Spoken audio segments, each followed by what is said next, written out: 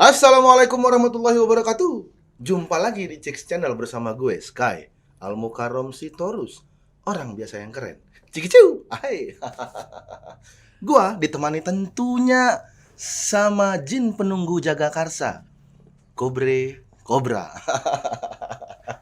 Bintang tamu kita kali ini, lu kalau anak-anak baru mungkin nggak begitu tahu ya. Tapi untuk anak-anak lama, untuk penikmat stand up komedi lama, lu pasti kenal. Lu pasti ini dia nih pelopornya nih gitu. Begitu lu ngeliat konten-kontennya Panji, belum ada apa-apanya nih sama dia nih. Itu tuh, ya. Riding the wave. Udah ini orang gila, serius gua. Semi not slim boy. Bang Sam, Sam Dharma Putra Ginting. Sebenarnya tadi bukan pujian. Ini orang udah mulai nggak terkenal. Siap. Biar bisa dilupa di isu ya. Iya. Itu kan kayak MU kan. Dulunya jago. Langsung diam ya. Jadi ngomonginnya masa lalu. Sedih bang. Sedih lu. Dulunya jago banget kali. Sekarang anjing banget. Sampai kita aja udah. Bodoh amat lah gitu tuh. Tapi lu sekarang udah harusnya bukan not slim boy lagi, harusnya semi mulai slim boy. Mulai slim boy dibanding dulu ya. Yoi. Dibanding dulu. Karena sadar bahwa gini ya, gue tuh tadi sebutin Panji, terus teman-teman juga udah mulai main film. Gue tuh nggak pernah insecure loh dengan itu. Jadi misalnya Panji, ya nggak apa-apa, karena gue pasti punya pencapaian, orang-orang punya pencapaian masing-masing. Sampai pada suatu titik ya, belakangan ini gue insecure nih. Gue mulai masuk ke 50, terus gue kan memang sering riset, materi-materi gue kan banyaknya di politik ya. Riset soal politik, sampai akhirnya gue ngeh bahwa ternyata gue lebih tua dari Bahlil, anjing.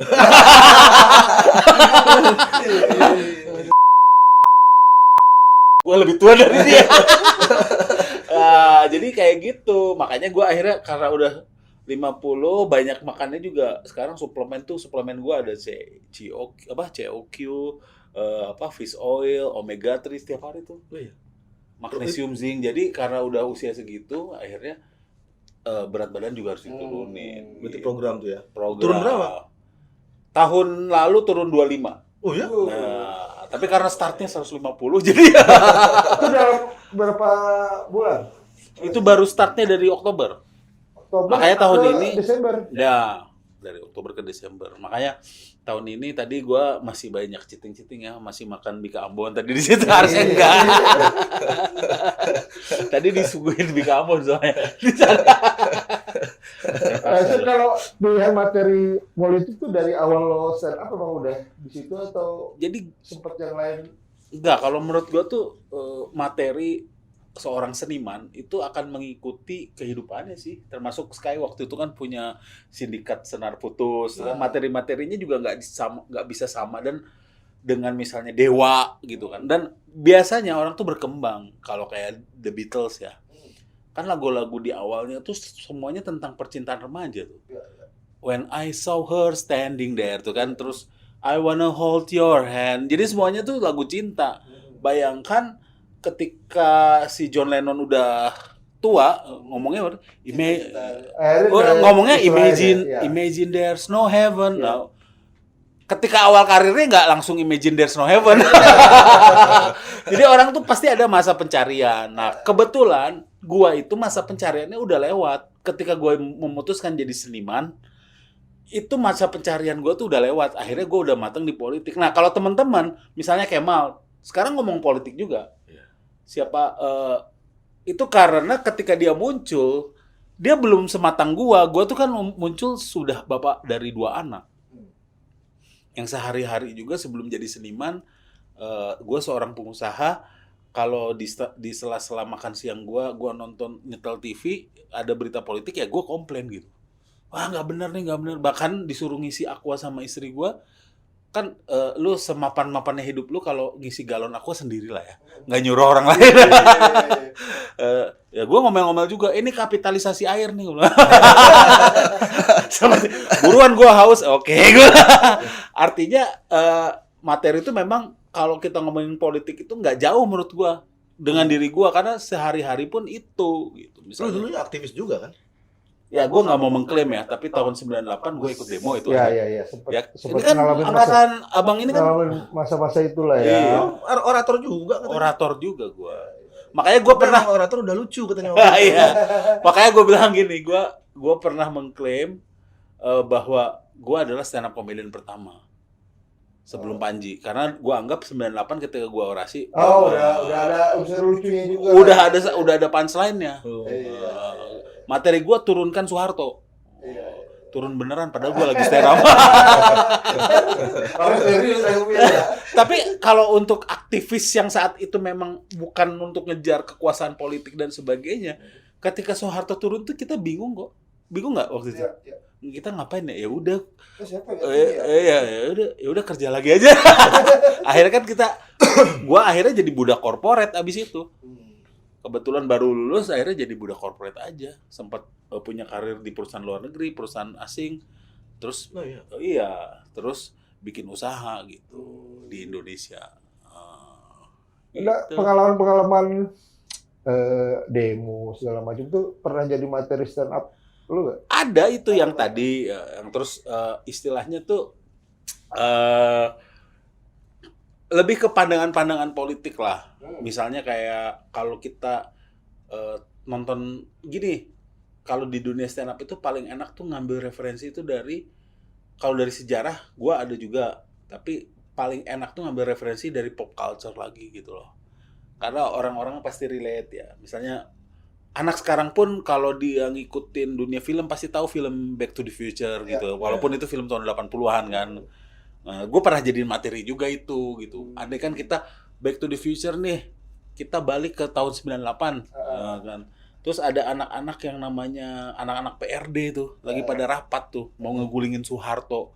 Di situ ada Budiman Sujatmiko, di situ ada Agus Jabo, di situ ada Faisal Reza, gue bilang.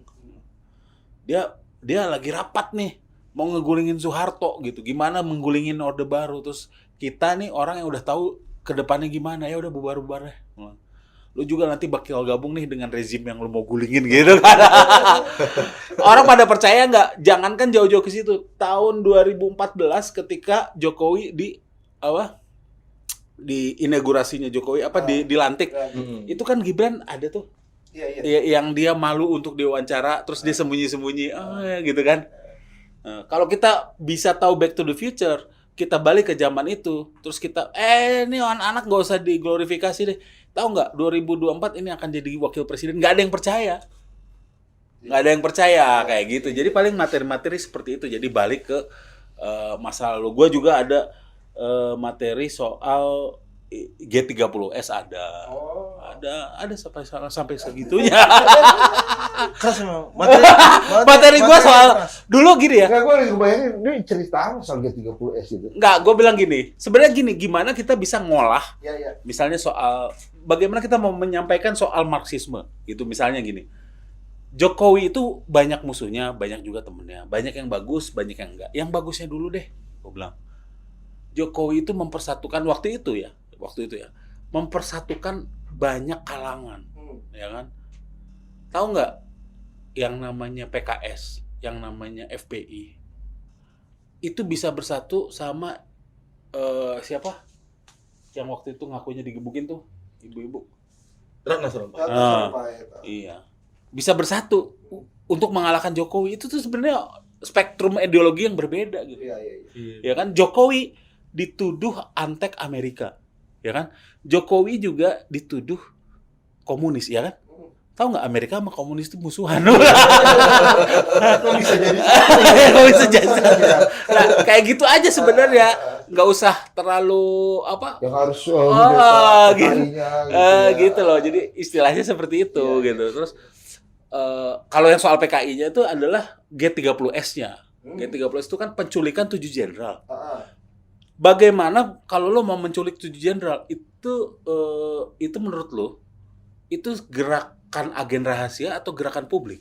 Kalau mau menculik 7 jenderal, menurut lo? Rahasia. Tapi waktu itu disalahkan kepada massa PKI yang jumlahnya jutaan. Bagaimana ada sebuah operasi rahasia yang mau tanggung jawab harus 1 juta orang masa PKI. Itu jelas-jelas nggak logis Iya, gitu loh. Karena itu operasi rahasia. Tahu nggak? Kerahasiaan di dunia ini nggak ada yang rahasia gitu. Misalnya 1 juta orang ya mau menculik 7 jenderal ya. Bayangkan ya, begini rapatnya ya. Ini kita akan menculik 7 jenderal. Tapi yang tahu cuma 1 juta di antara kita ya. Abis itu kan 1 juta masa PKI ini kan dipersekusi. Padahal kan waktu itu ada, ya ini sorry ya, ini berani ditayangin nggak ya? Aman. Kan maksud gua, ini gua omongin di Tanpa Batas bahwa waktu itu PKI adalah partai yang sah. Jadi orang-orang yang bergabung ke situ belum tentu juga ngerti soal. Ya misalnya kalau dia dianalogikan ke Golkar lah misalnya, atau ke Demokrat.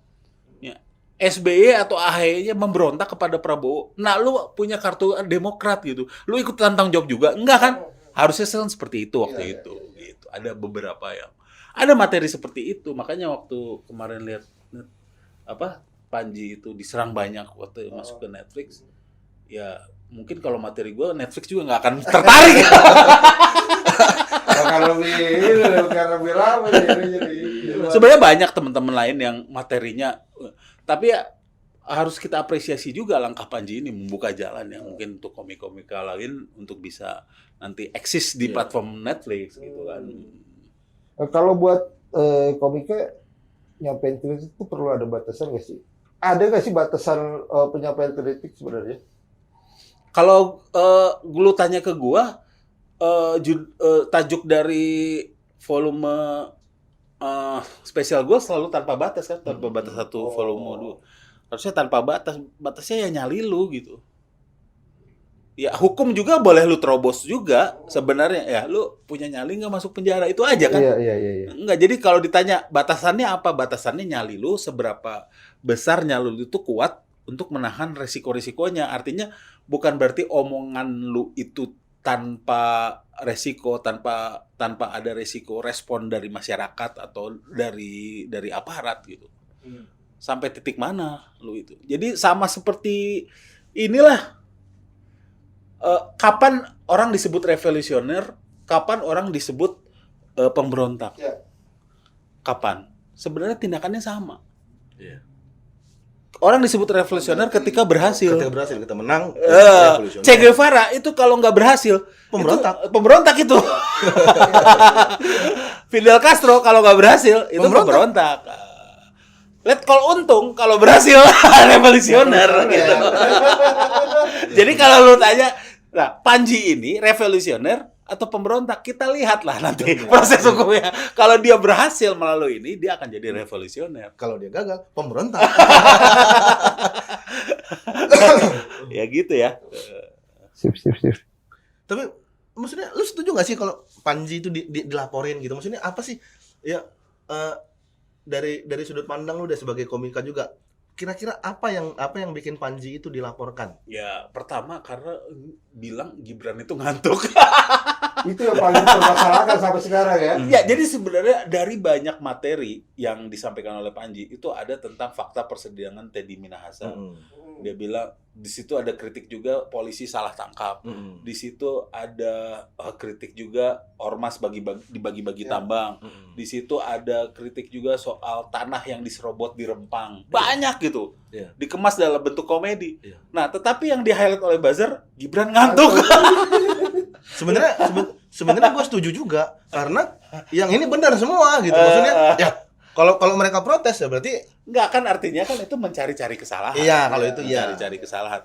Jadi sebenarnya inti dari kritik dalam seluruh paket mensrea itu emangnya semuanya lu nggak setuju. Kalau 1-2 nggak setuju ya wajar lah. Omongan orang kan kita nggak mungkin setuju semua.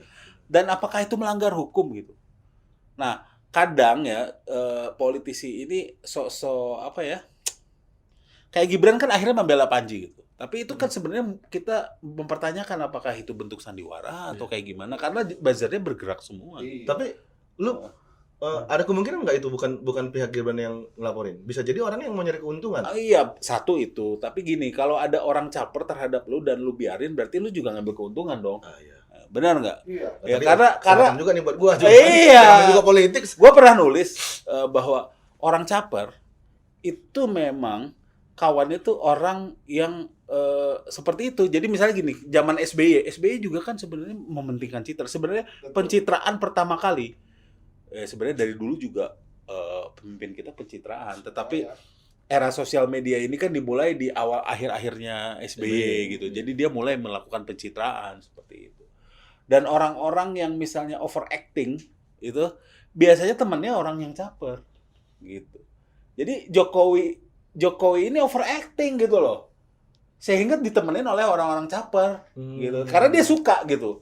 Sama juga dengan Prabowo dengan segala variannya seperti itu. Jadi sebenarnya ini juga masuk materi gue nih. Gue bilang ya orang Indonesia ini memang lagi apes aja. Pindah dari presiden yang tadinya music producer SBY ke konten kreator Jokowi gitu loh. Jadi sebenarnya kita apes aja. Nah ini yang berikutnya ini konten kreator juga ya ini kali ya Prabowo ini. Iya. Iya. Kayaknya konten kreator juga. Hanya jenis kontennya lain. Pakai tangan orang juga lah buat jadi dijadikan kontennya. Iya. Sambil minum ya. Minum. Lu sekarang Lu ngomong gitu, terus kayak udah pelan-pelan keringetan. Nah, ini karena AC-nya nggak nyala.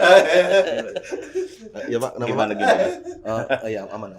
Tapi ini sebenarnya rompinya beneran ya. Gue kira ini gimmick doang. KPK-nya tuh nggak dipleset-plesetin ya. Emang KPK. Tapi ini bukan rompi tahanan KPK yang langsung dari KPK. Ini yang dijual di Senen, Di Poncol. Terus lu sekarang aktif juga di Simpul LBH Jakarta itu?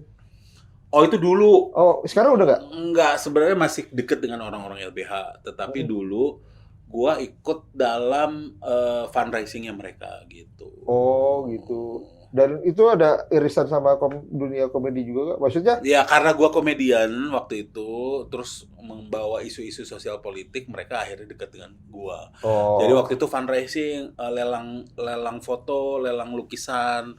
Nah itu gua yang ini. Kirain karena terutama stand up ini arti agak rentan-rentan urusan hukum lah. Iya. Gitu.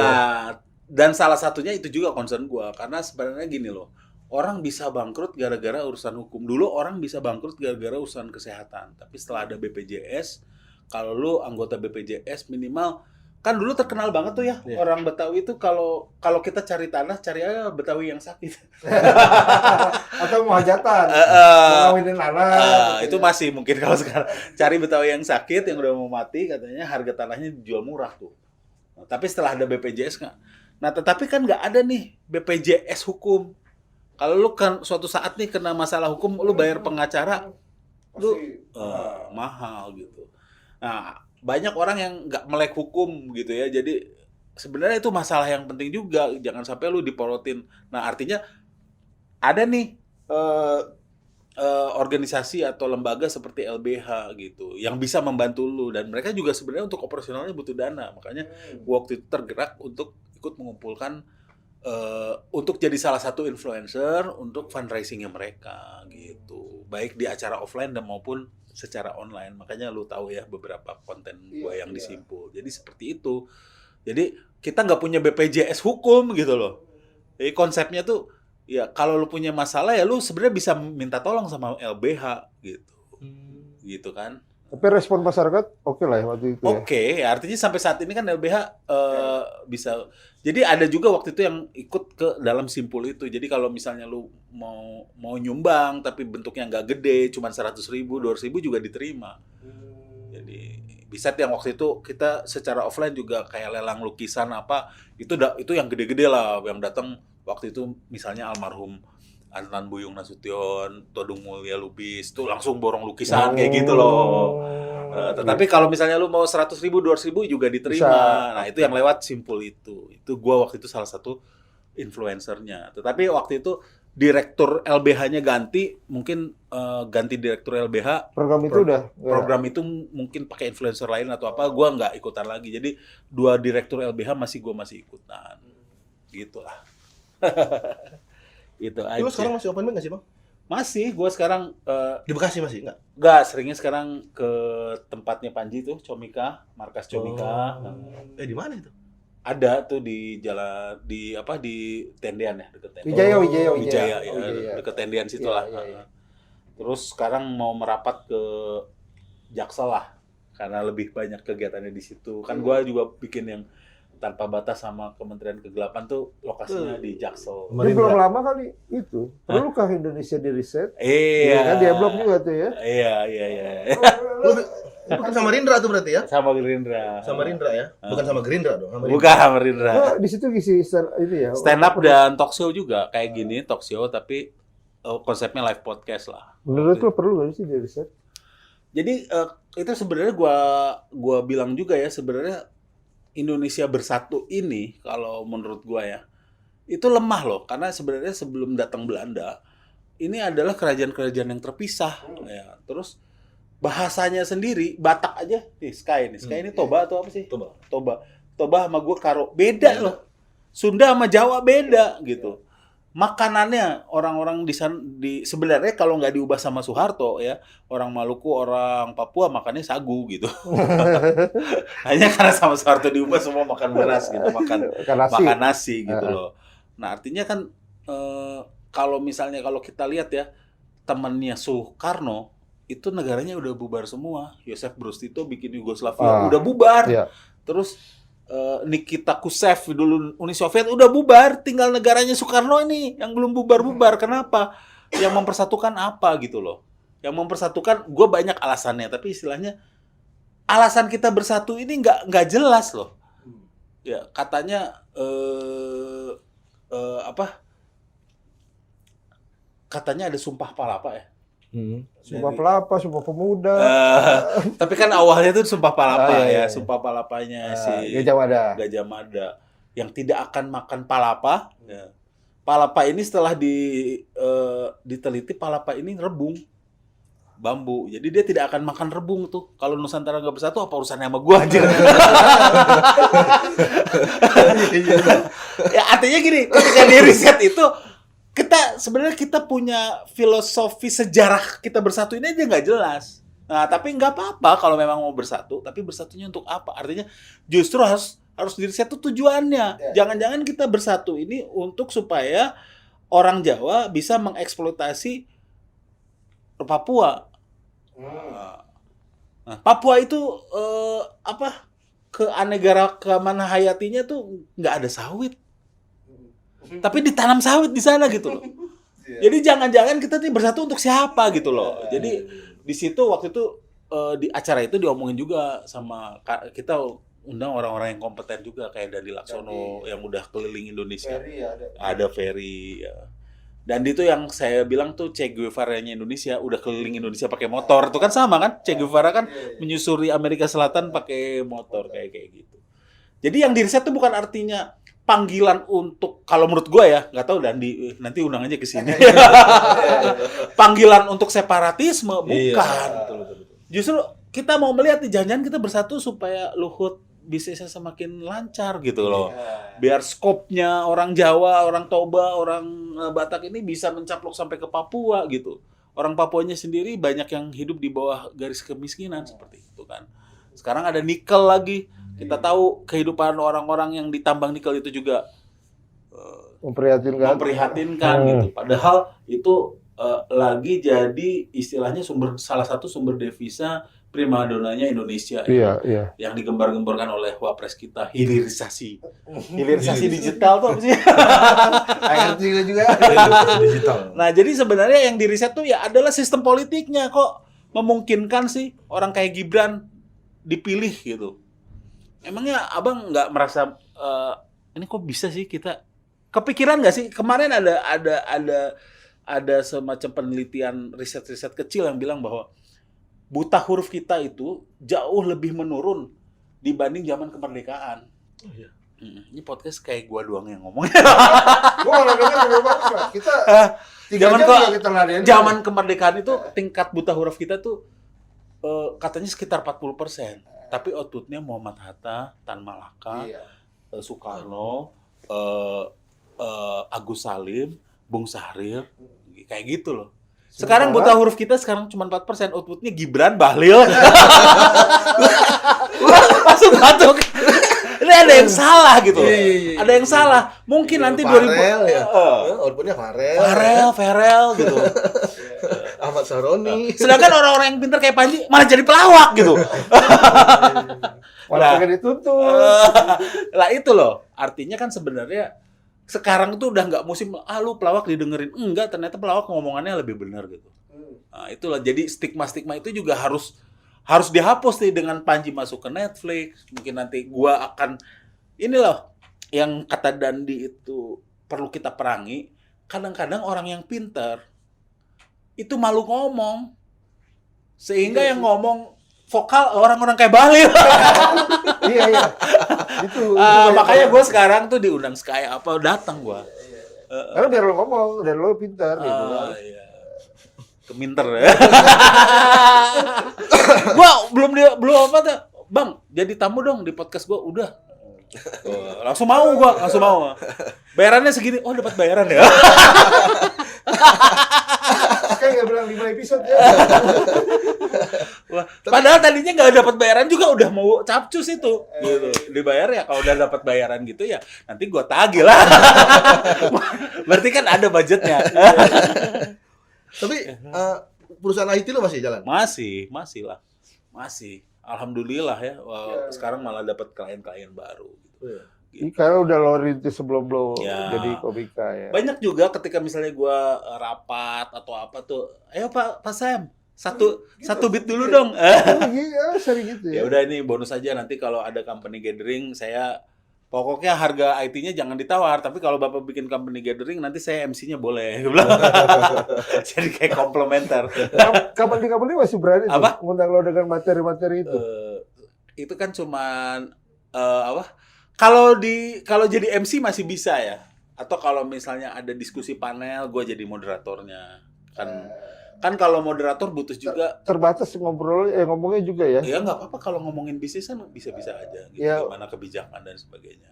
Ya tadi naluri lo buat ngomongin politik jadi tertahan lo. Iya nggak apa-apa juga.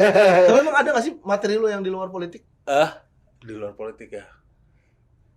Ya paling cuma Arahnya ke politik lagi sih. yang paling cuma Nobody Cares to Lele gitu Ya kan. itu kan politik, itu sosial juga melihat Iya. sebenarnya aktivisme Hollywood gitu. Yang gue bilang gitu, ada gerakan namanya Dog Are Not Food. Gue bilang, gue orang Batak, gue pernah makan anjing, iya pernah. Tetapi kalau misalnya ada orang-orang yang tidak makan anjing, menurut gue alasannya cuma 3. 1, alasan keagamaan, dilarang oleh agamanya. Terus 2, alasan bahwa binatang yang kita makan itu misalnya bisa menimbulkan alergi, penyakit. Nah, terus yang ketiga, alasannya adalah alasan binatang yang kita makan itu binatang yang dilindungi secara hukum gitu. Anjing tidak memenuhi unsur-unsur itu gitu loh. Jadi kalau misalnya ada satu suku atau ras yang makan itu ya gue juga nggak bisa larang gitu kan. Nggak bisa larang bahwa ini benar atau salah. Bang, lu tega aja ya makan anjing kan. Anjing itu kan katanya sebelum disembelih digeprek dulu kepalanya sampai mati. Nah, ini orang belum pernah makan pecel lele. Gue bilang juga ya. digeprek dulu sampai mati gitu. But nobody cares to lele. Gue iya kan kalau makan lele juga kan digeprek dulu. Iya. Sikat pakai batu asahan tuh. Tak. Karena kalau enggak mati lah dia. Iya. Ya itu aja sih sebenarnya itu menggelitik kebiasaan-kebiasaan. Ya itulah gue bilang aktivisme Hollywood. Kenapa? Karena gerakan Dog Are Not Food menurut gue itu ada di Hollywood gitu loh. Ya, artinya kalau menurut gue ya seperti itulah. Kalau sikap kritis di komika muda di era generasi setelah lo udah mulai muncul belum? Udah kan sekarang ada. Maksudnya yang kritis terhadap pemerintah. Itu FOMO apa enggak sih? Enggak lah, ada beberapa kan yang udah mulai jalan tuh kayak gini loh, gue juga nggak mau jadi orang yang gatekeeping. Misalnya contoh nih, di dunia aktivisme terutama leftist, orang-orang kiri itu banyak yang kenapa sih gerakan kiri banyakan gagal gitu di Indonesia? Ya itu karena saling bunuh gitu. Misalnya contoh di kalangan aktivis sekarang ada Ferry Irwandi. Gue sih seneng dengan kehadiran dia gitu. Tapi bayangkan ya kalau secara off air itu ada istilahnya ada orang-orang aktivis yang istilahnya pahit gitu sama komentarnya sama si Ferry gitu. Tahu nggak apa yang dia omongin Ferry itu udah gua omongin 10 tahun yang lalu. So what gitu loh. Tapi lu nggak bisa bikin viral. Nah, kalau ada ide-ide dia yang viral oleh orang lain, menurut gua itu sesuatu yang bagus. Harus disupport. Misalnya sekarang ngomong politik, nggak harus gua gitu ikonnya. Kalau dulu ya seperti ikon Sky bilang bahwa gue yang memulai. Tetapi kalau sekarang ada orang yang mendapat panggung itu dan lebih terkenal dan bisa menjangkau lebih luas, why not gitu, selama ide-idenya bagus gitu, selama ide toh ini ya tujuan kita gitu loh. Iya kan, misalnya kayak Bintang Emon ya, walaupun sekarang mungkin terus Abdur itu kan ngomongnya juga Abdur terus David Nurbianto gitu kan, ada juga materi-materi politiknya gitu. Yang gue sebutin anak abah semua. Oh iya lagi. Abdur, David Nurbianto. Nah itu istilahnya. Ya. Artinya kalau yang 2024 itu kritis, akhirnya ke anak abah ya, termasuk gua. Itu sebenarnya kritis apa karena kalah? Apa gimana nih? Justru kalau gua terbalik, gua nggak bisa mewakili Abdur dan David ya. Kalau gua kritis dulu, makanya jadi anak abah. Karena gue tuh sebenarnya gini, kehidupan gue tuh jadi materi itu aja. Kenapa gue waktu itu gini ya? Gue tuh bukannya gara-gara Anies kalah gue jadi kritis. Jejak digitalnya kan udah jelas. Gue kritis dari dulu. 2011 gue kritis dulu. Nah, gue bilang semua calon presiden atau cawapres itu memang ada cacatnya. Tapi yang paling cacat memang 02, udah gitu aja. Ya gue dukung Anies. Gue nggak mungkin di situ. Gitu. Gue nggak mungkin di situ, karena di situ ini materi gue nih.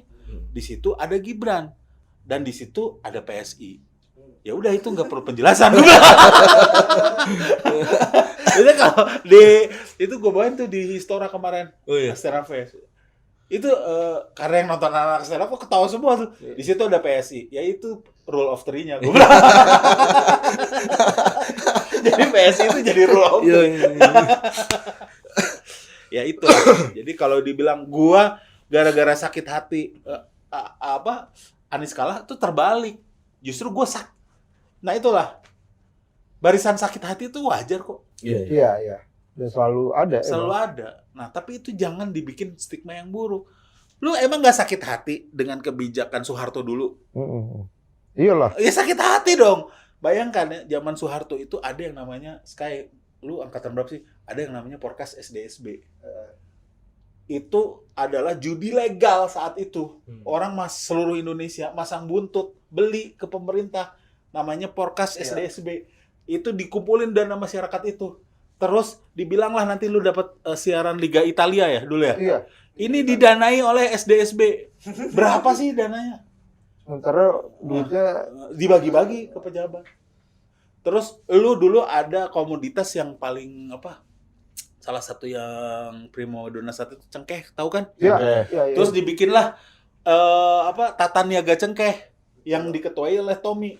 Petani-petani cengkeh harus ke dia. Harus jual ke Tommy Soeharto, ke tata niaga cengkeh dengan harga yang ditentukan oleh pemerintah. Padahal saat itu disebut ya bahwa sampai disebut waktu itu cengkeh adalah emas coklat lah. Saking mahalnya.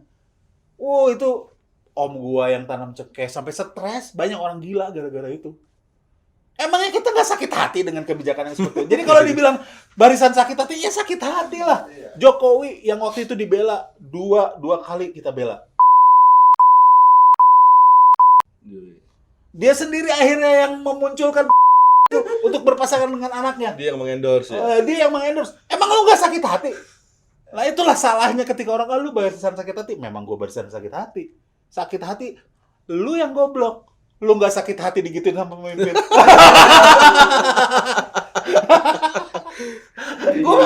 Tapi bukan artinya gue sakit hati gara-gara Anies kalah. Gue mah kasihan sama Anies justru. Pengangguran gitu kan. Nah, terus, makanya enak gitu ketika kita jadi periode vokal dan kita punya nalar yang kritis. Itu gue udah nabung untuk spesial gue 2026 sampai 2029 udah ada semua, jawabin aja. Namanya menjawab netizen. Ada rencana. Ada rencana. Jadi kayak ngomong, nah, Bang, Lu kan nggak milih Prabowo, lu nggak punya hak untuk istilahnya menuntut Prabowo. Lah, kan Presiden Prabowo itu presiden bagi yang kalah dan yang menang. Iya betul. Yang pegang APBN siapa? Prabowo dan Gibran. Iya. APBN dari pajak gua. Dari devisa, dari misalnya menjual hasil bumi itu di negara-negara gua, bukan punya uangnya Prabowo. Gua menuntut dia sebagai pengelola APBN dong. Iya betul. Anies nggak punya kuasa terhadap APBN, ngapain gua tuntut? Dia juga cari kerjaan susah. Nah itu yang salah gitu. Nah itu yang gua pengen menggugah logika berpikir orang dengan cara komedi gitu loh. Karena kalau gue bilang, gue akan bikin seminar kebangsaan, nggak ada yang datang. Iya. Kalau bikin diskusi yang kayak gini berbalut komedi, orang datang ternyata di dalam kita ngomong logika yang terbalik dari netizen itu. Gitu. Bang, lu kan nggak milih Prabowo, kenapa lu menuntut Prabowo? Gue bahkan tidak memilih Donald Trump, gue tidak memilih Netanyahu, tetapi dia pemimpin dunia yang menurut gue salah. Gue juga berhak buat protes mereka. Iya dong. Iya. Karena ketika mereka salah, perdamaian dunia terancam kan? Iya. Iya. Oh, lu kan gak milih Donald Trump. Iya. Ya itulah, banyak sebenarnya pendapat yang sebenarnya menurut kita benar sebenarnya salah. Menurut mereka benar. Iya, misalnya apa yang sudah kau lakukan untuk negara? Biasanya membagi gitu ya, netizen ya. Itu gue berani tuh. Menurut Undang-Undang Dasar 45, fakir miskin dan anak terlantar dinilai oleh negara. Fakir miskin dan anak terlantar punya hak. Apalagi kita taxpayer, kita juga punya hak gitu loh. Jadi lu memakai itu argumennya siapa sih? Itu kata-kata dari JFK kan. Ya, ask what you did for your country, gitu kan? Before you ask what country did for you, gitu kan? Verbatimnya nggak tahu gue, pokoknya kira-kira seperti itu. Jadi kita menempatkan undang-undang dasar kita di bawah perkataan Presiden Amerika, gue bilang. Presiden Amerika yang notabene playboy kan, si JFK itu kan ada kasusnya dengan Marilyn Monroe, dia tahu angkatan tua gitu. Jadi kita menempatkan, ini preach-nya gue nih, kita menempatkan undang-undang dasar kita di bawah perkataan seorang playboy. Walaupun undang-undang dasar kita juga buatan playboy. Jadi kalau stand up comedy memang harus ada punchline-nya. Iya. Karena kalau cuma orasi politik nanti jadinya Budiman Sujatmiko. Iya. Tapi kan dia punchline juga itu akhirnya kan. Dia hidupnya punchline. Tiba-tiba muncul jadi punchline kan. Budiman Sujatmiko. Oh. Sampai batuk deh. Iya, mau batuk Gue emang batuk dari kemarin. Tapi 2026, 2027 udah mau bikin 2026 rencananya mau bikin spesial show lagi. Ya kan ini kan udah ada mini show-nya nih.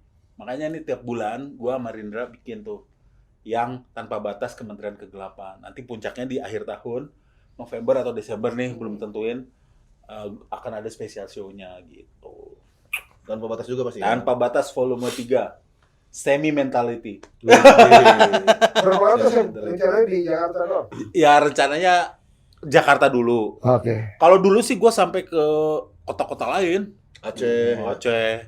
Ya makanya itu jadi materi juga. Gue adalah tapi itulah ya, semesta mendukung tuh gue agak percaya juga jadinya. Gak pernah disetting. Ternyata itu adalah spesial pertama di Banda Aceh.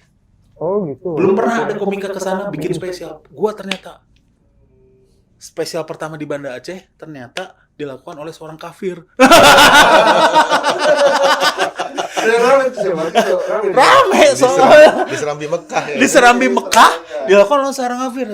Saya bilang ya, tapi saya datang ke sini karena kenapa saya Kristen? Saya bilang, karena saya lahir dari keluarga Batak. Keluarga Batak itu terutama di daerah saya memang lahir ya memang mayoritas Kristen. Lahir ya pasti Kristen aja.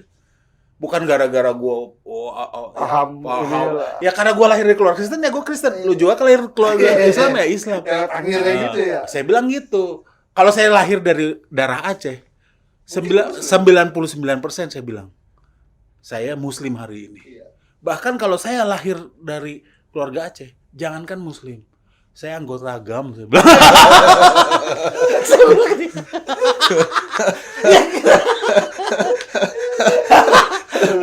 Walaupun di GAM saya punya jabatan, saya bilang. Betul. Ketua Stand Up Indo GAM. Wah, stand up Indo. Nah, kayak gini, semakin kita jalan gaul kayak gini, pasti materi akan bertambah. Iya, Nah, iya, itu iya, karena kita, ada. kalau saya nggak ke Aceh, saya bisa ngomong gitu, nggak bisa. Betul. Jadi kalau ditanya materi lu kok gitu, karena sesuai dengan kehidupan gua gitu. Ada ke daerah nanti yang selanjutnya ada daerah yang lo pengen banget lo tampil di situ. Iya, tapi kayaknya susah ya kalau nggak punya sponsor misalnya, dan nggak tahu juga komunitasnya ada nggak ya. Yang belum pernah coba tuh sebenarnya justru ke daerah-daerah Kristen gitu, kayak Manado. Karena jokes Kristen gue banyak. Stoknya banyak ya. Pengen banget disampaikan tuh. Boleh juga tuh. Manado, Maluku, Ambon, terus Oh iya, belum ada ya. belum Papua gitu. Tapi komunitas stand up Kalau belum- kalau kayaknya kalau Manado ada. Kalau Manado ada gitu. kota besar semuanya kira ada ya. Ambon juga kayaknya ada. Ya, kalau gue spill aja ya. Kalau soal yang Batak tuh ada. Nah, Materi-materi gue Batak ada. Tapi tetap arahnya ke politik gitu. Gue nih orang Batak, makanya gue berani.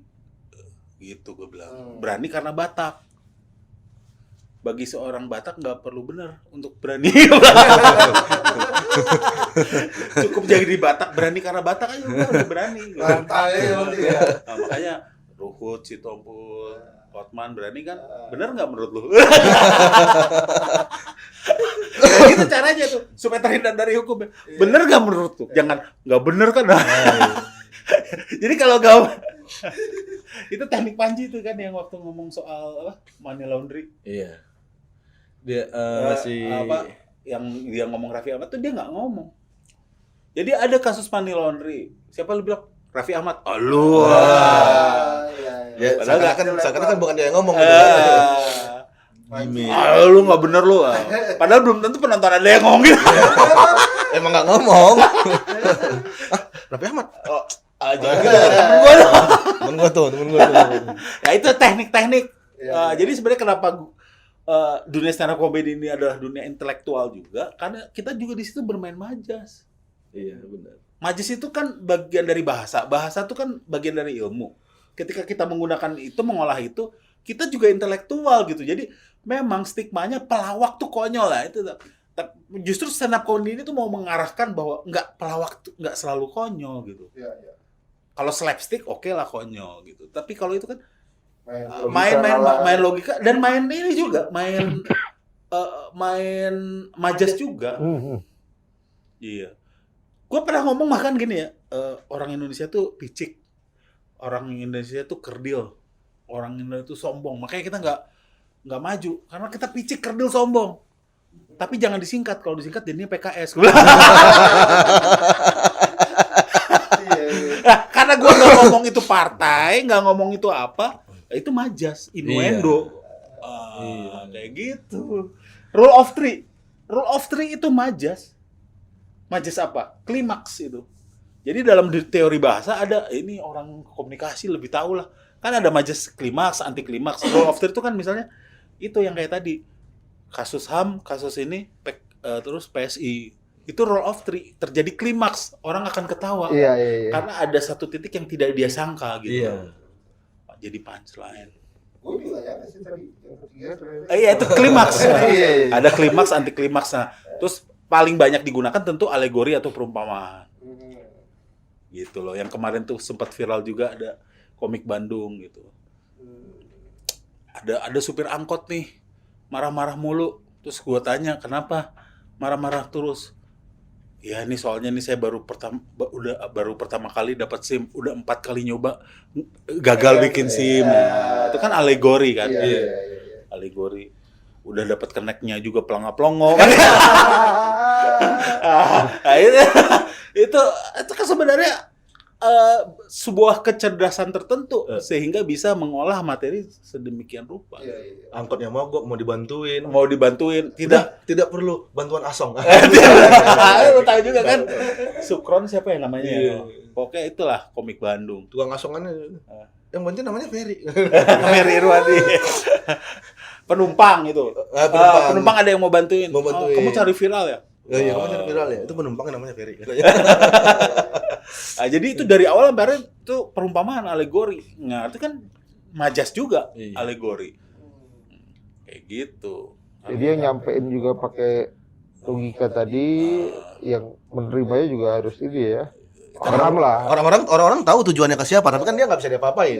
Gitu kan, nggak ada, dia nggak nyebut apa-apa gitu. Makanya Rendra pernah bilang bahwa seorang profesor butuh berlembar-lembar, beratus-ratus lembar untuk menjelaskan sebuah permasalahan, tapi seorang penyair hanya butuh beberapa bait.